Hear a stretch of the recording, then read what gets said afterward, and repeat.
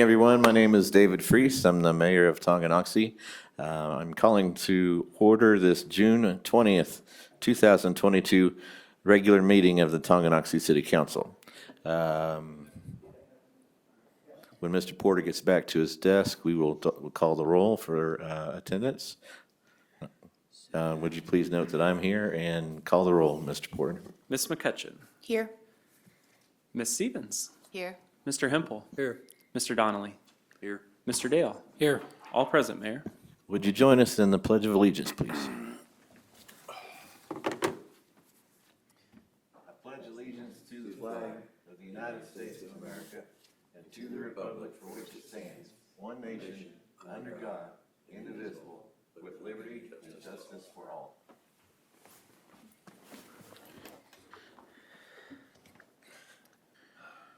First up on the agenda is the approval of minutes. I noted to Mr. Porter this morning that some places say roll call vote when we had a voice vote in the minutes, and if that could get changed in the future, that would be great.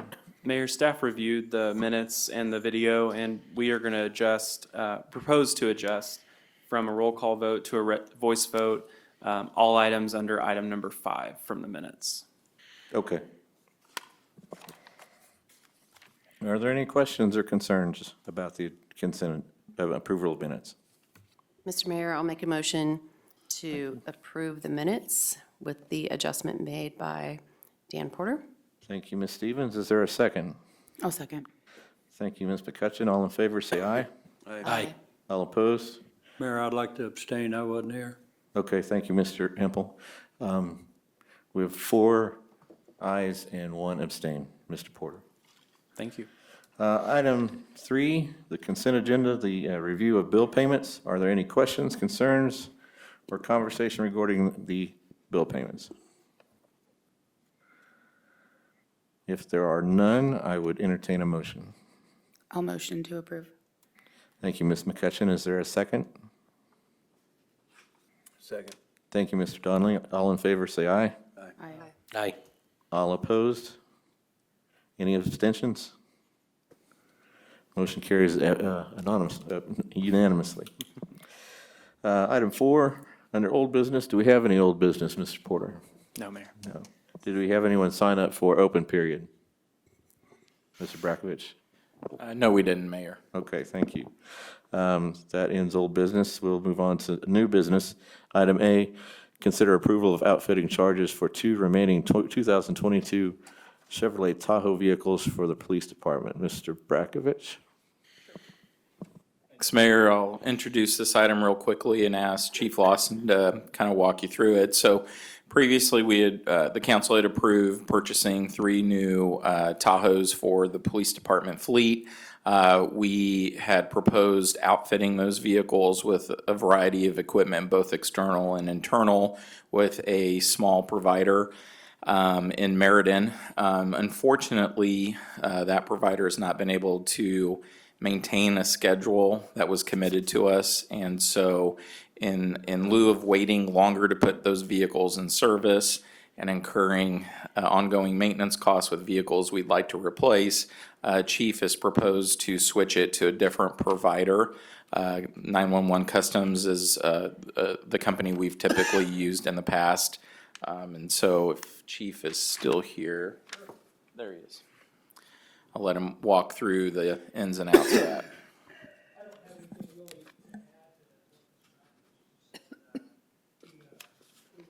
Sum that up pretty good. Essentially, it's just a supply and demand thing. We can't get the distributor that I'd actually asked for budget authority to pay that person. They were gonna come down and be able to respond in person to repairs, and there was it was kind of a sole source thing. And that company has not been able to, uphold their end of the agreement. So we'd like permission to go in 911. They're at 152nd and essentially Stanley, Kansas. It's geographically a little bit more undesirable, but they've always been really dependable, and they followed through and kept their commitment. So unless there's any questions, I don't have anything to add. Okay, council, do you have any questions? Cost reasonably. Yes, sir. Cost is gonna be about, Dan had the exact, we had went over that in the budget statement. I think it's gonna be about $1,000 to $1,500 higher And I'm gonna find that money somewhere, somewhere in my budget. Okay, any further questions? Seeing none, I'd entertain a motion. Thank you. I'll make a motion that we authorize staff to outfit the two remaining 2022 Chevy Tahoe vehicles via 911 Custom for a cost not to exceed $14,240 from the Police Equipment Fund. Thank you, Mr. Dale. It's been moved. Is there a second? I'll second. Thank you, Mr. Hempel. All in favor, say aye. Aye. All opposed? Motion carries unanimously. Item B, consider approval of fireworks permit for Chris Alberts. Mr. Porter? Thank you, Mayor. This proposal is for a city fireworks vending permit. It's a new application this year, and our applicant is actually here this evening, Chris Albert. The proposed site is at 200, I had the address, 220 West Main, the prior Casey's facility, located along 2440. The discharge date and time was included in the council packet last meeting. We also included 4 other vending permits by 3 providers, and we just unfortunately weren't able to get Mr. Albert's application in time, but he brought it in, I think, the very next day after our meeting, and is here tonight. I'm sure he can answer any questions you have. Staff reviewed the application, collected the fee, and do recommend approval of the permit. Thank you. Council, do you have any questions? Any advice how to keep a dog happy during 4th of July? Very difficult. Seeing none, I would entertain a motion at this point. Mayor, I'd like to make a motion to approve 2022 fireworks sales permit for Chris Albert. Thank you, Mr. Hempel. Is there a second? I'll second. Thank you, Ms. McCutcheon. All in favor, say aye. Aye. All opposed? Motion carries unanimously. That's it for agenda. Moving on to city manager agenda. Mr. Brakovich. Thanks, Mayor. We have a couple of items here. The first item is the results of the 2022 Citizen Satisfaction Survey. This is an item we've done during budget season for, I believe, the last 4 years. And its intent is to present approximately, 20 to 25 questions that are on a scale of from very satisfied, satisfied, neither satisfied nor dissatisfied, dissatisfied, and very dissatisfied. So kind of an outstanding down to poor scale. Its intent is to be completed in approximately 2 minutes or less. And we do send these out cold. And so typically on cold surveys, although they are going to registered utility accounts, and you can see on this slide that we had a little over 16 or almost 1,650 registered users. One thing to keep in mind is a lot of those are multiple accounts for the same owner. For example, the school district will have 8 or 9 facilities or addresses associated with accounts. So we didn't go through to scrub anything this year just because we didn't want to accidentally miss somebody. So we pushed all those, got 235 responses. That's the highest amount of responses we've gotten since we've started to do this. That represented about 14% return. And again, cold surveys usually are targeted about 5%. It's considered a success. So we got a pretty good response. So the 2 little insert boxes, I don't know if you can see those very well. For whatever reason, we used SurveyMonkey to send this out. So our license this year only allowed a push of 1,000 emails at a time. So that just shows kind of how we split it into 2 different email invites. The first push to 953 emails, the second push to 696. We did the initial push to both of those user groups on June 6th. We had about 178 responses initially. We did a reminder on the 13th. That bumped it up to the 235. And then we didn't really see much activity in the last 2 days. So we typically keep it open from 10 to 14 days. So we went ahead and shut it down.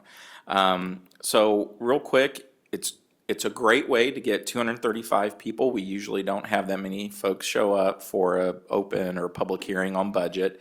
But on the flip side, they're fairly ambiguous questions that don't provide you an opportunity to expand on your answer. So, keeping that in mind as we go through and evaluate these, I'll move through them pretty quickly and end with each question will have its own slide that kind of shows you how many responses we had, how many people skipped it, and then bar graphs indicating where the responses came in at. And then we'll close this presentation with two trend slides. One trend is what were the top 5 areas where people indicated they were most satisfied. And then the last slide would be where the respondents indicated the most dissatisfaction. So with that, go ahead, Dan. Oh, sorry, my screen didn't move. The respondent information, you can see there was 220 people that answered that, 13 skipped it, and you can see we were asking for name and address here because really we only had the email address. I think that's a pretty good return. A lot of times folks like to remain anonymous with that. So then moving to question 1, the question was overall image and sense of community in the city. You can see primarily in the blue that indicates satisfied. The little insert into the chart, you can see it starts with very satisfied and moves down to very dissatisfied. In later slides, I'll kind of cut that and I'll just show you what the responses are so you can kind of see the percentages and how those were allocated a little bit better. But in this case, primarily the blue and the green indicating folks are satisfied with that. Next question was place to live. Very similar to the responses in the first one. Got 233 folks that answered and 2 skipped. Next slide, Dan. Place to work. So this shifts a little bit from the first 2 slides and kind of is consistent with what we heard of over the years, and we realize a lot of the majority of the community that works leaves the community during either the day or the evening, whatever their job dictates, and then they come back home. And so, we've taken some active measures to try to create job opportunities here in the community that don't require leaving. Next is place to raise children. Again, kind of more back to those first 2 slides. And again, this one was one of the first questions where all 235 respondents replied to it. Overwhelmingly, nearly 50% said they were satisfied. So that was really strong. Next question, place where you would buy your next home. So here we see a little bit of a mix. Again, it's hard to discern from just a simple question. The slide is, are they dissatisfied because there's not a lot of opportunity to buy homes? Is it the current pricing or the market and unavailability?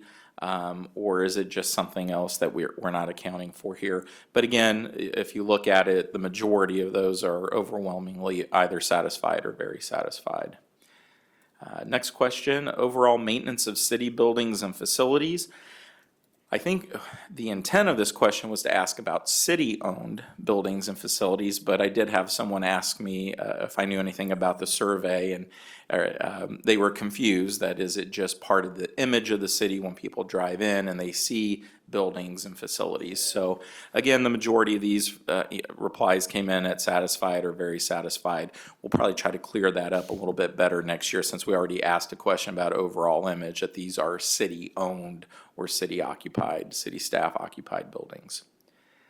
Next was overall quality of customer service received from city employees. Year after year, we make this one of our highest priorities. We deal with very difficult situations, either, billing disputes or services being discontinued and need to be turned back on, or just people experiencing something negative. And so we do place an emphasis. I can't express how my gratitude towards the staff. I hear a lot of the calls come in, and our staff does, I think, a great job in handling that and not minimizing anybody's concerns. Again, most of these are in the satisfied category. Overall effectiveness of city communication with the public. This one was kind of surprising. Again, it's mostly positive, but there's a few that were middle of the road, and then, we had a little over 13% that were in the dissatisfied category. And we try to remind folks as much as we can that, well, first and foremost, this survey came from the city, so it gave you an avenue to respond. But beyond that, we do the 2 annual newsletters, and we print hard copies and distribute those, as well as make them all available on our website. We updated our website to make it more user-friendly, and we've gotten, I would say, overwhelmingly positive comments about how much easier the new website is to navigate. The city maintains a Facebook page. A lot of our departments have their own Facebook page, and obviously, like what we're doing with the meeting tonight, we stream these on our YouTube page, and then the recorded meetings are still left and made available for viewing. So we're always looking for those opportunities to improve it, but I'd just like to make sure that the residents know there are quite a few outreach avenues that we're already participating in, and hopefully they're aware of those as well. Next slide. Overall enforcement of city codes and ordinances. We've spent a lot of time talking about this particular issue over the last 3 years. This year, we've dedicated a full-time resource to it. And again, for those folks that indicated that they were dissatisfied here, we're not sure. Is it they don't think we're doing enough, we need to be more active, or do they think we're being too active? And I think I know our employees doing a great job, and we're addressing a lot of issues. And again, our approach to enforcement of city codes is just to ensure compliance. We're really not trying to drag anybody through the court system or anything like that, but there are some rules and regulations that are part of the city code. And, within the last few years, we've examined things like parking on unimproved surfaces, and looking at parts of town where maybe driveways aren't prevalent, and so we've tried to address those to a point where it's fair. But you can see on the responses here, you had almost an equal amount that were satisfied, and then neither satisfied nor dissatisfied. But there's still some in that, a little over 13% that were in the dissatisfied category. Next question. Overall quality of the police department. I'm not sure if Chief is still here or if he left, but pretty typical of the responses we get here, overwhelmingly in the satisfied category. We think very highly of our public safety groups, and it's reflected in their interaction with the community. Next is the fire department, very similar to the police department. We get very positive responses on our public safety. Next question is EMS. We took this question out a few years and then put it back because we are still oftentimes the first responders, even on medical calls. And so for people that may not be aware that the EMS or the transport portion of that is actually a county service, sometimes they associate that first responder with the EMS service being provided. Again, very similar to the fire department response and in the satisfaction areas. Next question. Overall quality of city programs. Again, primarily in the satisfied category. 15 was overall maintenance of city streets. Again, a little surprised here that we had some dissatisfied responses here. We really made a concerted effort over the last 5 years of coupling our typical funding source for street maintenance and adding the special infrastructure sales tax to bolster that, and really did that street surface conditions index map about 5 years ago, and over the course of those 5 years have physically touched every street that needed something. I think part of this, we know that the slurry seal application wasn't done to our satisfaction on Main Street, and it could have been that some of these responses were indicating their displeasure with the way that was done, and hopefully we can get that one street redone and show that is still a quality product. But again, a large portion, 44%, were satisfied. Overall quality of city water, kind of similar to the street maintenance. You start to see some dissatisfied responses. I think a lot of the work we did late last year, early this year, with changing out the media filters and for the well water, kind of helped alleviate some of the fluctuations we've seen in the past there.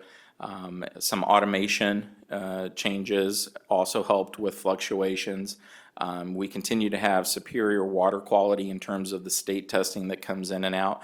But we understand that if you turn your faucet on and brown water comes out, you're not as concerned that maybe the fire department was in the area testing a fire hydrant and stirred up sediment as you are there's brown water coming out of your faucet. So we typically try to address any concern, well, not typically, we always address any concern immediately. And we provide on the website, there are cell numbers to contact emergency contacts, Kent Heskett, Mo McCutcheon on after hours basis when you have concerns or issues. But again, even that was at nearly 43% satisfied rate. Quality of city stormwater, runoff stormwater management. This is our newest utility. We added that just a couple of years ago. We've nearly completed our first project along Church Street. We did finish the southern phase, and now we're working to complete the north end. Again, primarily, 47% are satisfied. I'm guessing a few of these folks may be dissatisfied because they're experiencing very specific things either in their neighborhood or in their area, and we're hopeful that they'll open lines of communication with us. So as we're doing things like budget work sessions and prepping for where our next stormwater project is, our staff is great and they know what's happening in the area, but it's always helpful to have residents voice their concerns as well. Next question, overall quality of the city water park and facilities. And boy, I think maybe we picked the right week with temperature soaring in the 90s to ask this question, and it seems like everyone's pretty much very satisfied with that particular amenity. 19 was overall flow of traffic and congestion management. Again, we typically see some comments during the school year about traffic issues on Washington or Evans, but overall, very satisfied in these categories. Question 20 is the feeling of safety, kind of the same reflective answer, overwhelmingly satisfied and very satisfied. And again, I think that speaks volumes to our public safety departments and their efforts out in the community. Question 21, effectiveness of city manager and appointed staff. This is pretty typical of what we see kind of in the, neither satisfied nor dissatisfied. But, we do have a few people that seem satisfied with the service they're getting from City Hall and administration. Effectiveness of city council, again, kind of pretty typical of what we see in the middle of the road or leaning more towards the positive, satisfied aspect. Effectiveness of mayor, I think those last three slides are very similar, I believe. And effectiveness of boards and commissions. We have a great planning commission. They do an outstanding job and kind of are a little bit unheralded that we're not broadcasting their meetings on YouTube. Maybe we can bump our budgets and see if we can't start adding that. But again, I think it's reflective in the mostly positive comments or responses here. All right, so the trends, what are the top 5 satisfaction by percentage of responses? So this includes the very satisfied and satisfied categories. So you can see feeling of safety was at 89% overwhelmingly. Actually, all 5 of these indicated that, more than 3/4 of the respondents felt very strongly in these areas. And feeling of safety was the top spot, place to live, overall quality of the fire department, traffic flow and congestion, and place to raise children. So, and that's pretty similar to what we've seen in years past. There was a whole nother tier in that 75 to 72%, including like the water park, and you can probably imagine the slide you just saw. So that kind of leaves us kind of what we use a lot of what we do in the budget work session is what are folks dissatisfied with and what are we doing in programming in those areas to maybe increase some of the satisfaction. So again, surprisingly, water quality at 20%. So these would be the dissatisfied and very dissatisfied combination scores. City streets, enforcement of city codes, which is actually up from where it had been in previous years. Place to work and stormwater. So a lot of the utility infrastructure improvements we're trying to make, I feel we build budgets, especially over the last 4 to 5 years that are geared towards addressing all of these issues. And it could just be that of the sampling, people that are responding sometimes are inclined, they have an issue or two, and it wouldn't surprise me that of the respondents, these are where we see issues manifest themselves. So I know I rolled through that as quickly as I think I could have. I'd be happy to answer any other questions we might have. Again, I think the takeaways are great response. It's been, we've been getting more and more responses year after year. I think we see improvements in area, but I think this also gives us a little bit of a guiding light. And again, it's probably 235 people that aren't going to come to a budget hearing in person. And we get to see some of their thoughts reflected here. Be happy to answer any other questions you might have. Any questions, council? What would be the cost of the survey to add an opportunity to respond? Because on SurveyMonkey, you can add a box that you can have up to 150 words or 300, whatever. Yeah, that's a good question. Is And there any value in that to you? I mean, it would seem to me you get a lot of stuff that's not of value, but there may be some embedded stuff that might be, and I don't know what it would be. yeah, no, I think it's Is a there good value question. in that? It could be, I think oftentimes what you see is communities start with surveys like this. And if you have the community that's inclined to engage in a survey like this, that you might actually just go hire another agency and go beyond an email distribution. What's really important for a smaller community is that we can guarantee the respondents are coming from either people that live here or people that own a business here. And so if you just kind of make it generally available and they don't fill in their address, but they're giving you a response, it's hard to determine when we're trying to use this as part of budgeting. But we did look, and another thing we talked about is maybe the areas where we're experiencing lower satisfaction responses, do we do a secondary or a follow-up survey to try to dive down into those areas a little bit more? I think one of the keys here is trying to keep it in that 2 to 3 minute time span, and I think when folks start typing responses, or some people don't want to type anything, but we're certainly willing to look at additional, either adding a depth to the existing survey, doing a follow-up, or even exploring using another agency to maybe help us with this, to refine the results a little bit better.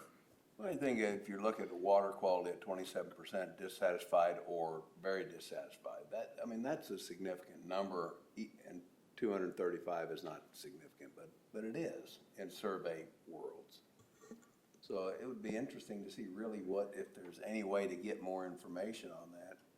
If it was 1% or 3% or 7%, but you're nearing 30%, 33%, a third of the people. Yeah, and I think there's a way, we'd have to mine a little bit of this data back through SurveyMonkey, but we could probably find the respondents that indicated dissatisfied or very dissatisfied to these answers, and depending on what they completed for respondent information, we could do a targeted follow-up to those folks. And I'd be happy to look at doing something along those lines. It's only 14%, but that's pretty good return. Yeah. It surprised me on some of the things that escalate a little bit more, but like I said, I know we had some issues with water discoloration or water pressure issues that we've talked about in the past, and we may have remedied the problems, but their perception, they remember, 3 years ago they had an issue. Well, and I think there's certain things that kind of raise the ire of the populace more than others, and then those things get onto Facebook and get become the story.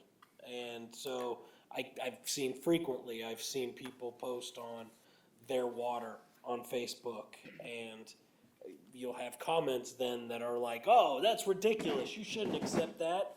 And now that person's mad because someone else's water's apparently brown. And I think roads are the same way. The slurry stuff that we went through, and now we've got a big chunk of road that's sitting there graded and not, not fixed. And so that becomes the story. And, that can affect these things a lot of times too. So it's sometimes you're also getting results based on the 9 people that heard about the one person's water being bad. Yeah. It can skew, Well, but And I don't know if you could tell or not from the results, but some people probably put very dissatisfied on every single answer. I mean, there are always people who do that, 1 or 2, perhaps, and so that they're in that mix too, Chris. Well, I concur with that there's always somebody that doesn't like everything. Correct. When you get those higher level numbers, you can still weed out that some of that's just noise. when you mentioned being able to drill in a little bit or mine a little deeper into stuff, we don't know where the respondents are located around town. We don't have, these were just email addresses, right? We don't have physical locations or anything to tie back to as well. It depends on how much, if any, of the respondent information they filled in. Sometimes they'll put an address or first name, but some, what I was able to see through SurveyMonkey, some people filled in everything, first name, last name, address. One thing I did see after we closed it, SurveyMonkey says, hey, here's some ideas for future changes. And one of the things was you can check this box if you'd like to get a follow-up from in this case, a follow-up from city staff on any one of the items associated and indicate what that is. Because I think a lot of times there's probably a correlation to some of these dissatisfied responses and the perceived lack of communication from the city. If you think about what we put in the newsletters, we put what our budget priorities are and how the budget was developed, and then typically in the fall, we're reporting on how successful we were in implementing those changes. So maybe for somebody that was worried about stormwater, they may not know the bank stabilization work we've already done on Ann Street, or that Church Street Bridge is coming in as a new project, and that we did, survey work to improve creek channel flow. And I could see where somebody would be upset if they lived in an area and their backyard washes out every time it rains and they feel like the city hasn't done anything. But I don't know a better way to provide that. I mean, we've talked about putting messages again at the bottom of our utility bills, like, hey, don't forget about the newsletter. You can access it through the city's website, or we're limited on characters that we can put at the bottom there. But I do think there's a correlation there, that sometimes there's a perceived problem, and then the response is, well, the city's not going to do anything. They've never done anything about that, and they're not going to do anything to fix that. When in fact, we may very well have or are planning to do something to alleviate it.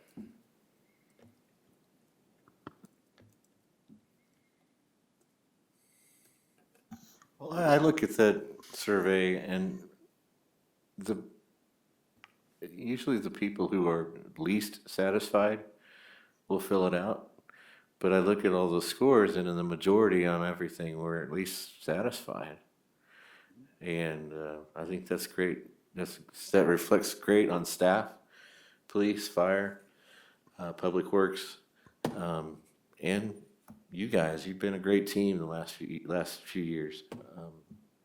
So I think it's overwhelmingly positive, and it just shows that we're moving forward in the right direction.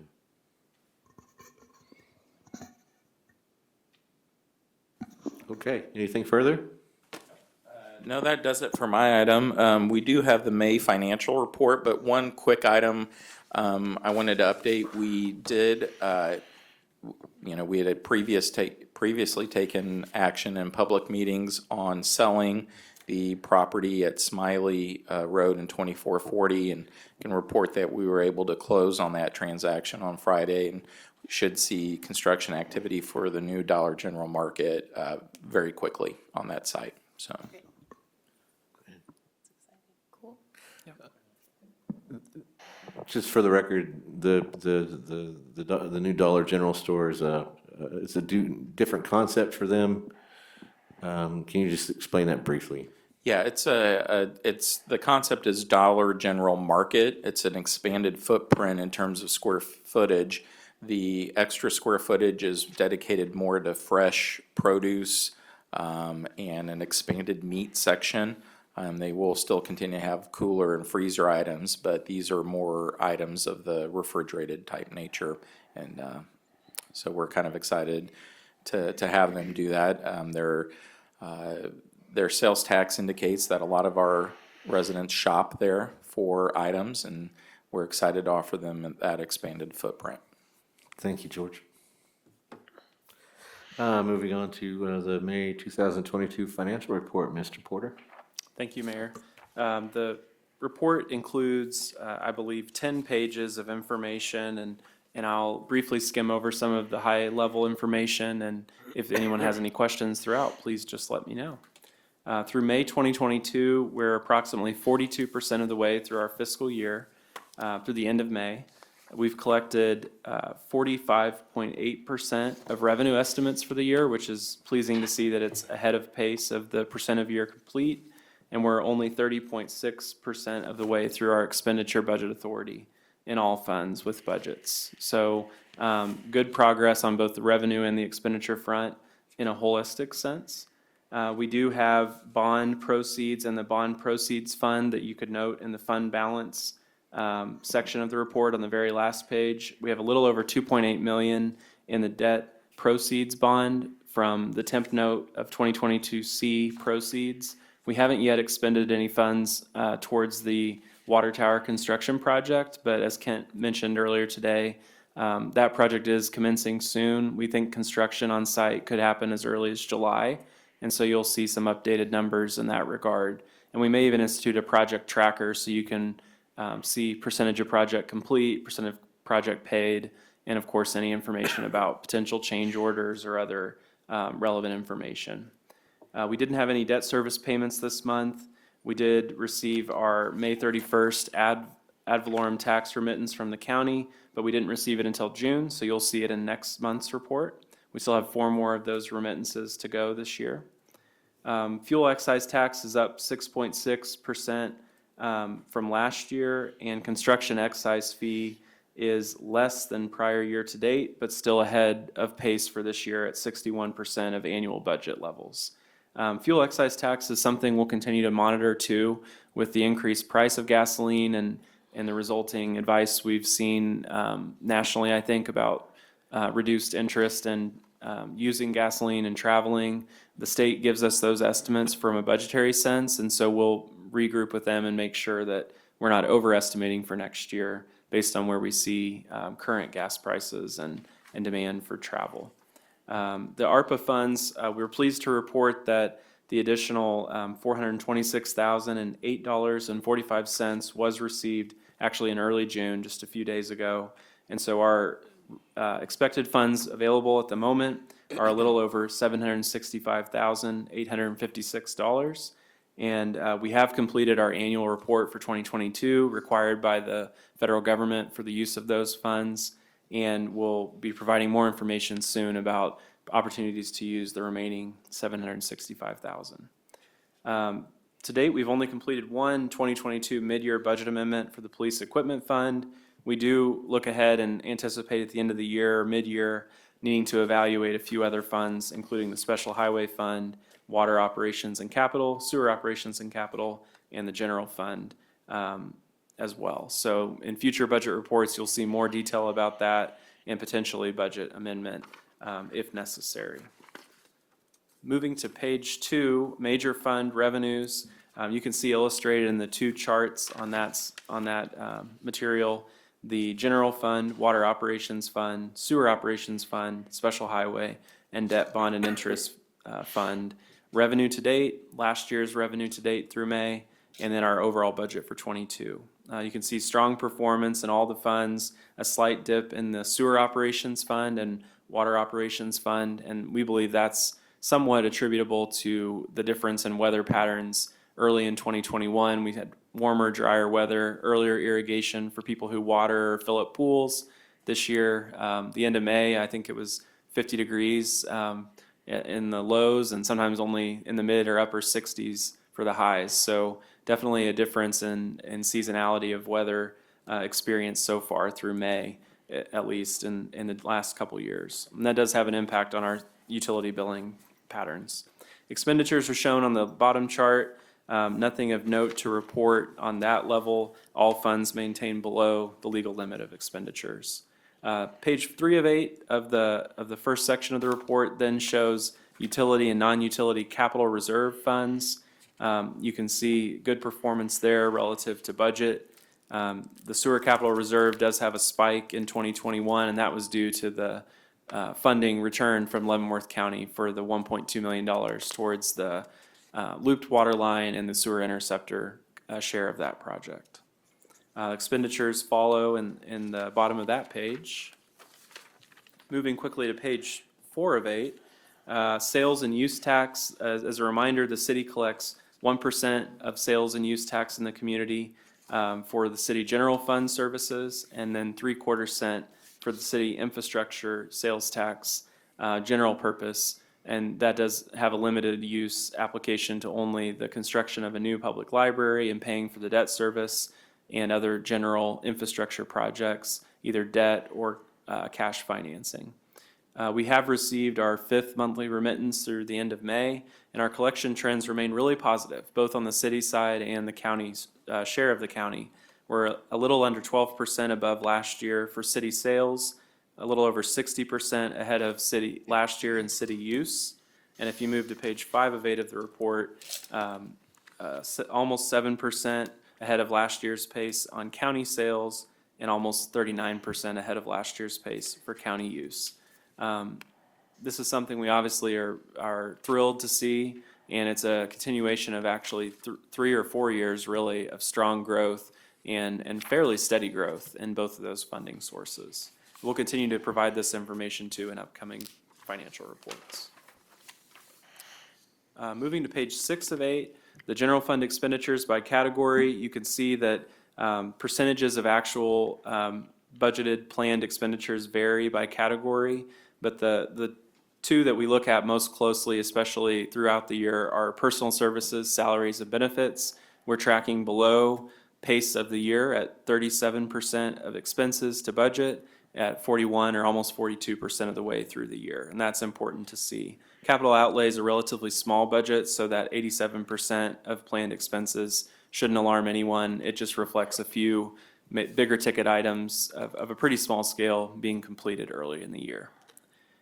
Looking at major commodities costs, this is an item we wanted to spend a little more time on tonight. Fuel and oil, electricity, and natural gas propane are costs that we incur for the use of city vehicles. That includes first responders, our public works department. It also looks at electricity and natural gas that are heavily utilized by our sewer utility and in some extent by our water utility service. When we look at the scale of these expenses, we've provided 3 years of year-to-date expenses for comparison. It might seem that we would expect to see more of this cost when we think about the scale of the city and the services we do provide. But on the whole, we don't see tremendous cost, especially in gas and propane, which is the smallest of those three. Year to date, though, we are ahead of last year at $20,729 spent year to date across the utilities and non-utility. One thing I want to point out about natural gas, that shows as 101% of budget. Some of that reflects increased commodity unit pricing from you'll remember last year in the winter, Texas experienced a particular cold snap. Really the whole country did, but Texas was most impacted and commodity pricing went haywire. We, as the city and all utility users, are paying for that over a smoothed out long-term duration. So prices have risen for gas and propane. In addition to that, we do pay most of our bills in this service in what we call the spring, but January to April timeframe. The cold weather months, we have a little bit of a lag in billing. So when we see $20,729, I don't anticipate that rising much further through the rest of this year, unless we had a particularly cold November, maybe October period, where we utilize more of that energy. But we will continue to use some amount, especially at the sewer plant. So when you see percentage change from last year, we're at a 9% increase over last year at this time for natural gas and propane. Electricity is our sole utility to actually go down year to date. We're 4% under where we were last year.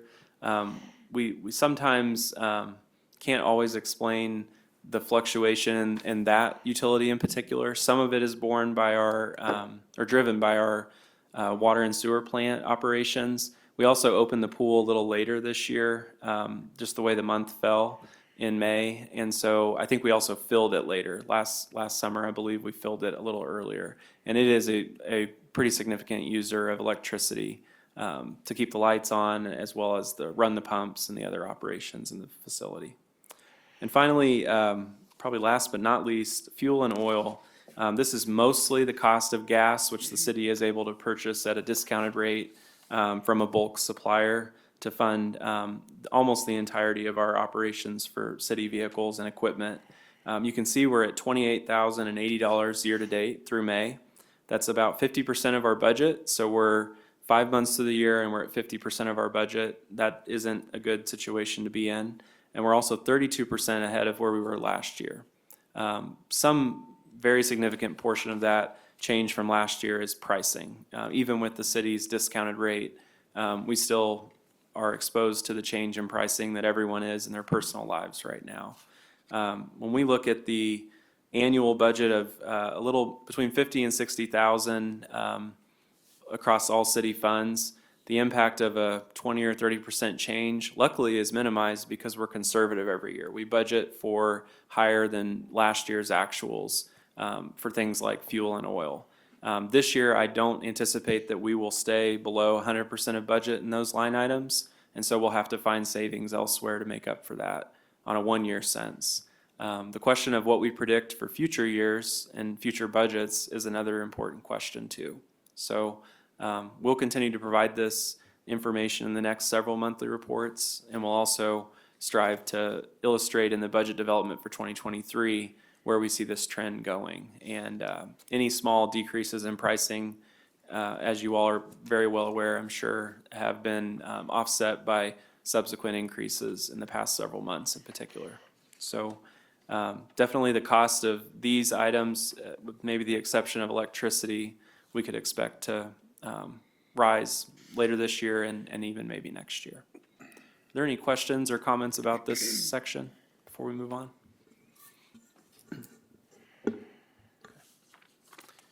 Moving to the last 2 pages of the report text, the 2022 budget initiatives doesn't have a lot of change from last month.